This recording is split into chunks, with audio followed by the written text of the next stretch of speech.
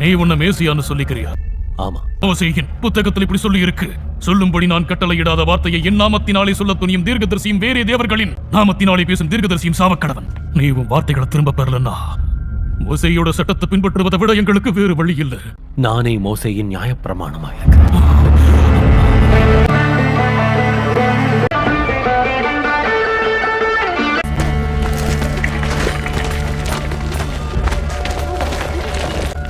யோசேபின் மகனான இயேசுவே, நீ சொன்ன எல்லா வார்த்தைகளின்படி நிக்கிற, அப்படித்தானே? நான் ரொம்ப தெளிவா இருந்தேன்னு நினைக்கிறேன். மோசேயின் நியாயப்பிரமாணத்தின்படி அவருடைய வாழ்க்கையையும் வசனங்களையும் என்னைக்கு நீ அவமதிச்சிருக்க. உனக்கான தண்டனை மரணம்.